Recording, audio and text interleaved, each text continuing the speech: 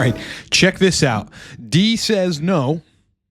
Libido says yes. Anyone else run into this on TRT? Libido has been great, but borderline ED. There's actually a lot of these. Check this out. High libido, but still ED issue. Anyone else get high libido, but also ED? Well, if the point of TRT is to re-energize your energy and masculinity and confidence and give you some anabolism and make you feel like a man again, but it's giving you high libido, which is a plus, but you can't get your junk to work, you're doing something wrong. Some might think, like, and this is the confusing thing, people look at this kind of stuff and go, oh, well, I mean, that must mean that you can have a high libido with high estrogen. I mean, there's no question that in these cases, estradiol is high. If you have erectile dysfunction on testosterone, estrogen is like 95% part of the problem. But here's the thing. If you got high estrogen, right, and you have super high libido, but you have ED, doesn't that mean that you also have high DHT? And what does that say about libido? Some people think that if you have high DHT, no matter where estrogen is, it's going to balance it out and you'll have erectile function.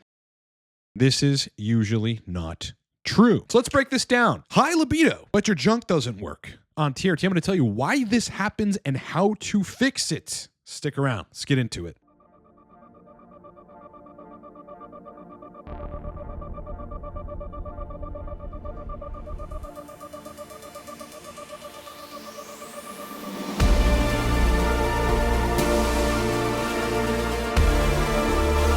All right, before we start the video, look, Cortex Labs is a TRT guidance, sexual dysfunction resolution, and performance optimization company. Got a range of different products ranging from coaching. One-on-one coaching with me right now is discounted 50% at the moment. That is the biggest discount we have ever run. Those of you that need to fix libido and erections on TRT, sexual dysfunction from taking hair loss drugs, and you need an industry expert that's been working with many men over many years and knows how to dial you in, just hire me. Right now, it is thousands of dollars off. One-on-one coaching directly with me. The code is in the description. It's coach discount. And so is the link. We'll be on the fact-finding call as soon as tomorrow, the moment you book. Geronimo, brother. Source list, any anabolic, including high-potency DHT, which a lot of people need in their protocol. Anything you can think of is on source list. Just get it. It is 30% off. The code is source30. You need to dial in on Cypionate relative to libido and erections. I created a video course showing you exactly how, running through all of the protocols. Get it, livecortex.com. All right, just to entertain like what people are thinking about this, let's look at the comments on all of these threads. Anyone else get high libido but also ED? I feel like my libido has skyrocketed, but the ED still remains. So this is the dude that jumped on TRT, got the libido effects, almost definitely got anabolism, energy, confidence, but has erectile dysfunction, right? Kind of defeating the purpose. In these cases, usually 20 milligrams Cialis would be somewhat of a good supplement, but generally you don't want to be taking that or have to rely on that, and it doesn't always fix the problem. Here's the first response. Got to work them Kegels, bro. Let's talk about that. Yeah, there's more to an erection than test. If anyone's probably the component least to do with it.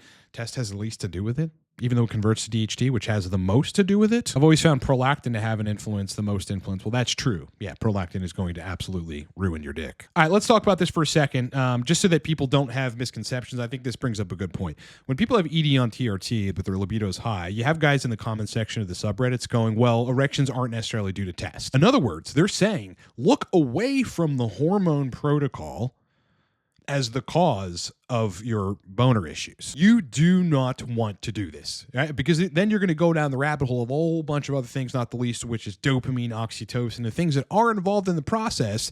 But if you like supplement with them, are not going to fix your ED. Kegels, okay? That's an exercise of sort of strengthening some of the muscles that do in fact help regarding erections. But if the hormone protocol is skewed in favor of estradiol when DHT isn't high enough, or even if DHT is high enough but estrogen is just kind of over your range, well, it's going to be inhibiting erectile quality no matter how many Kegels you do. So please take my advice. When people say it's things other than the hormone protocol, it's the hormone protocol. Because I could take you and within a month and a half have you dialed in, waking up with pulsating erections and be insatiably horny all the time. See what everyone else is saying. Here's one.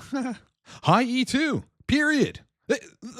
Simple, right? Another guy, two things. What's your E2/prolactin? If either are high, that could be the culprit. Yeah, on the right track. I mean, we've gone over these studies before. Estrogen is predominantly, at least in large concentrations, a female hormone. We run on DHT, for sexual function, and we run on testosterone for muscle building. Again, you got all these other things just like pointing people in the wrong direction. If you're masturbating a lot, that can definitely lead to loss of sensitivity. Well, technically it can via increasing prolactin. If you're doing that 2-3 times a day, or really even twice a day, yeah, you're going to increase prolactin. That's going to mess things up. But that's just not the problem here. Go to the next one.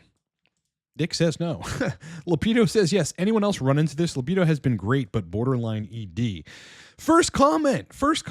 High estrogen says yes. 76 people upvoted that. You guys.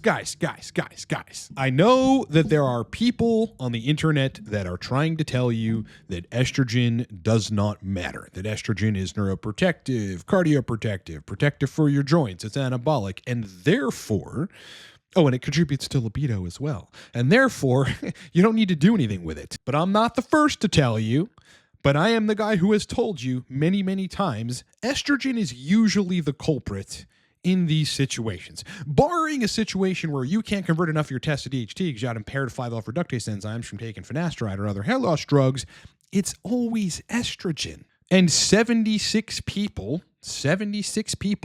upvoted this. I mean, are these people just making this up? What, like, it aligns with them. This guy makes a great point in the comments. High estrogen, you probably have libido, oily skin, nips, sensitive nips or puffy if you're predisposed, bitchiness, more water retention, and easier fat gain. Probably start to look like a marshmallow, and as you observed, an unreliable, you know what? Probably high estrogen. My erections are like 60 to 70% of what they were. E2 is 60 picograms per milliliter. I'm pretty sensitive to E2. This guy, 5 milligrams Cialis daily, problem solved. Yeah, that's usually not going to solve the problem. If estrogen's too high, that's not going to solve the problem. In order to understand why this is happening and how to fix it, you have to understand the dynamics of male hormones, endocrine system as it relates to sexual performance, erectile health, and the neurological side of libido. And this is the basic breakdown. In order for libido to be intact, you have to have two primary things. You got to have high enough DHT, okay? Mid-range, high normal, sometimes over range. That's going to drive your libido. Estradiol, though, needs not to be below your threshold. We all know, and I'm not denying, that estrogen's important for libido, but it's important insofar, like people say that wrong. Estrogen's important for libido. Like, what does that really mean? What they're actually saying, and where people get this confused, is it has to be, you have to have enough of it. If you have too little of it,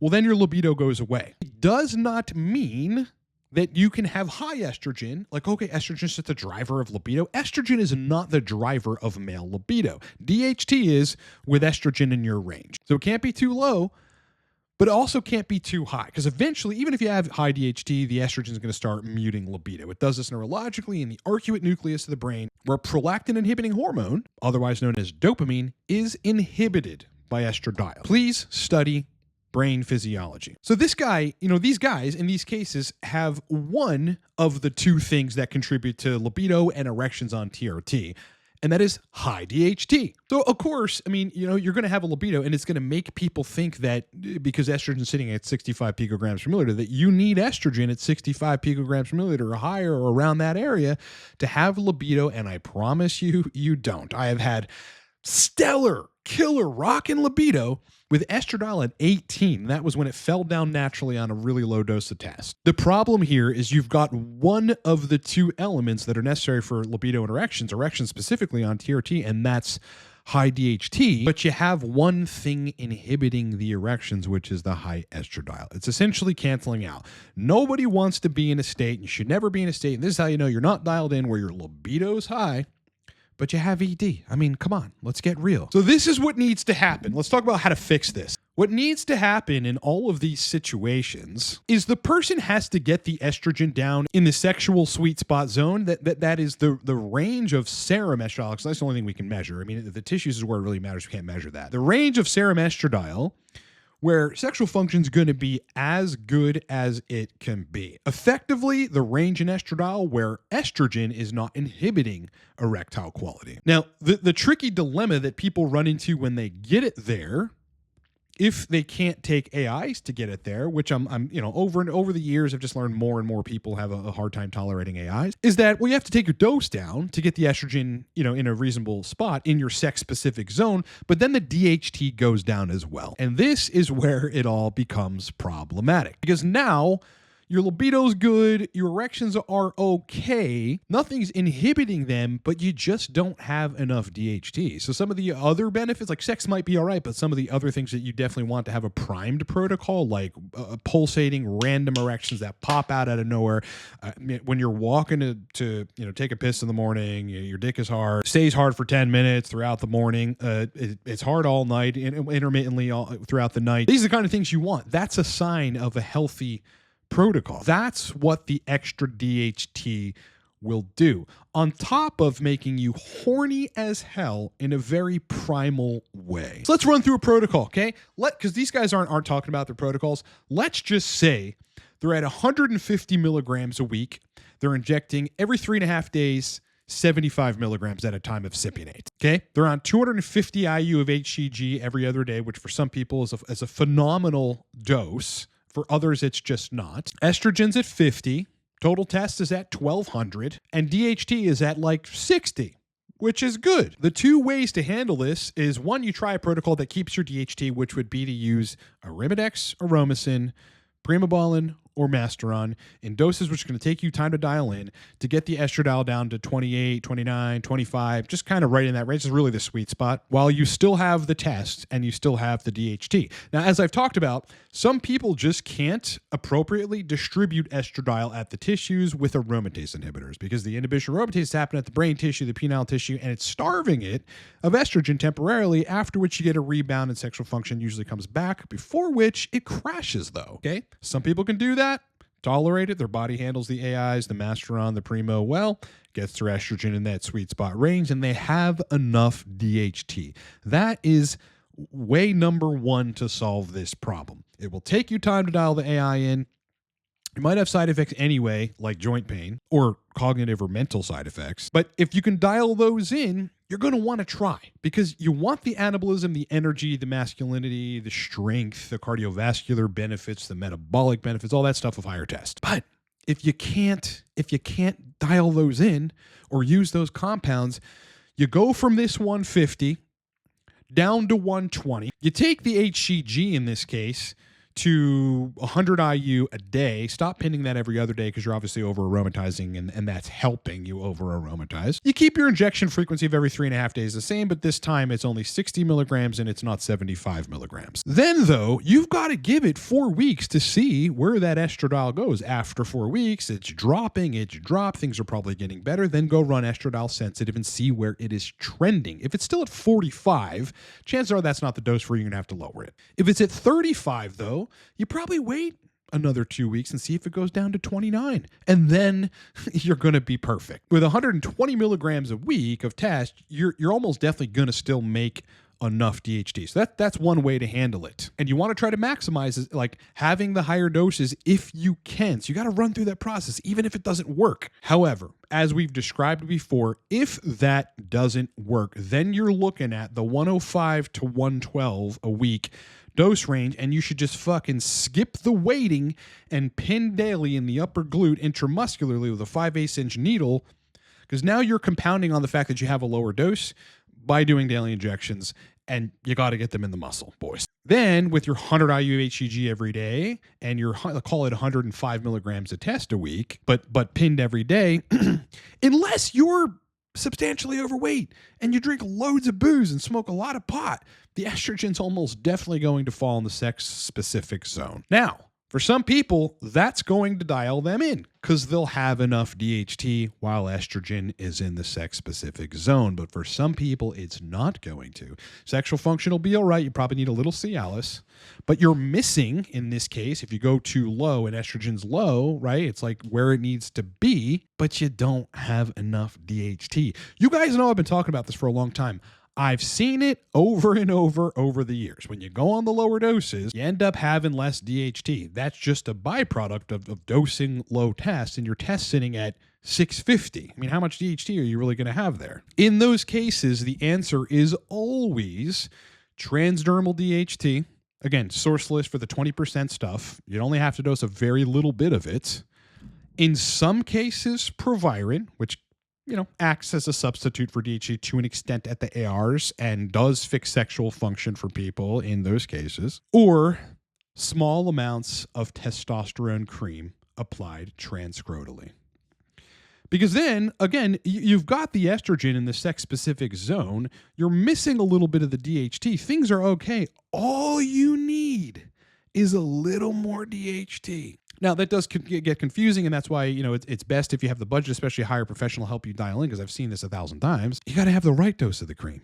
Preferably the lower concentration stuff, and preferably starting at about 25 milligrams a day, applied transcrotally. Then, because of this highly vascularized scrotal skin, which is loaded with 5-alpha reductase 2 enzymes, then you're just going to make more DHT and hopefully facilitate the golden balance, like the prerequisite balance for sexual function on HRT, which is the DHT to E2 ratio being good, while E2 is in an acceptable sex-specific range. Okay, boys, it's not pelvic floor dysfunction, okay? I mean, unless you were having some painful pain in the pelvic floor and the perineum area, and it's like super noticeable, and it's tight sometimes, and like you wake up and there's pain, and you have other weird like urologic side effects. It's not the fucking pelvic floor. You guys people just need to stop with this bullshit. It's hormones.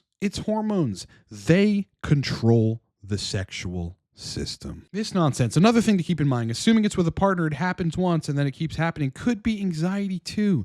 Guys, it's not anxiety. This is super, super simple. Estrogen in the sex-specific zone, high enough DHT. Functional testicles, some supplemental DHEA. You're done.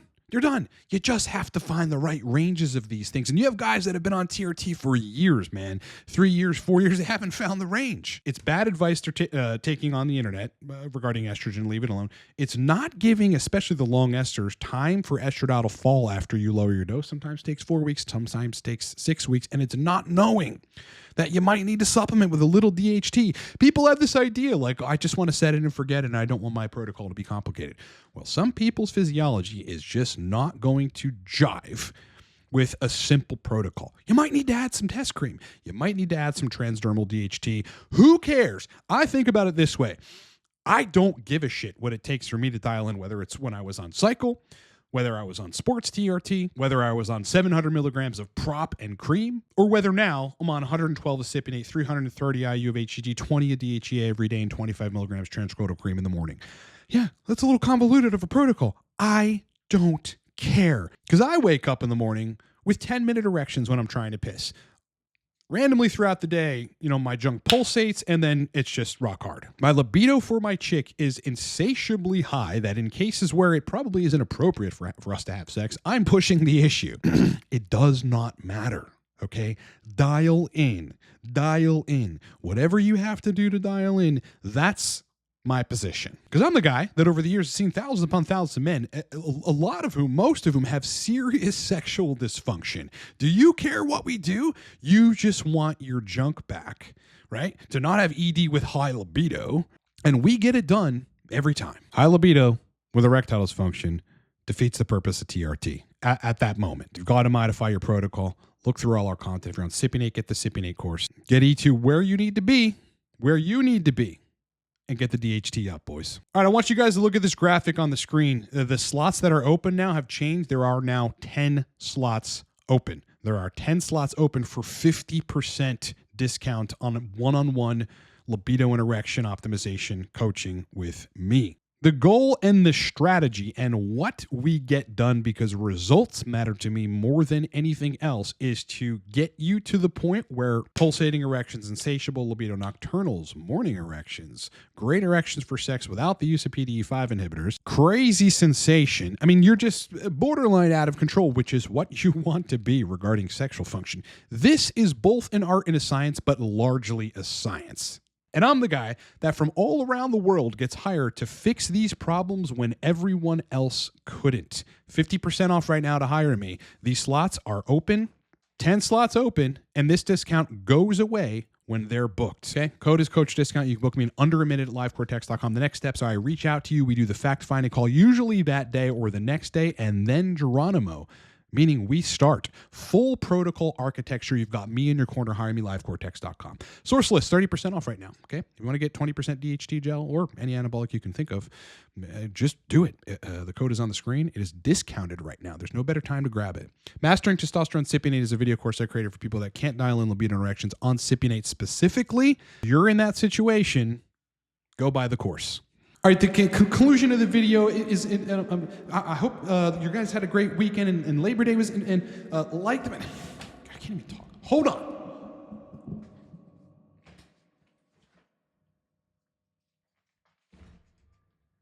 What is wrong with this chair? God. Damn it. Sorry. All right, yeah, like the video, please, guys. I mean, the algorithm, it necessitates that, forgot the mic.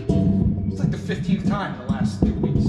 Just grab it. Sorry. I didn't sleep good last night. Give me this! Damn it. The video's over. Thanks for being with me, boys. Hope you enjoyed the content. Please do me two favors. Yeah, really likes do make a difference. So if you guys could hit the like button, it would mean the world to me. And if you want this channel to continue growing, giving people information that they desperately need, we got to grow. Sub to the channel. We are growing, and we're growing quickly. We're one of the only channels that talks about this stuff from a scientific perspective and breaks down the true nature, so you don't waste time on how to dial in on TRT. I'd love to have you as a subscriber. Otherwise, kick ass, rock on. Content all this week. Look forward to it. I'll talk to you boys soon. Coaching, 10 slots left. Huge discount going away soon. And boys, I'll talk to you on the next one.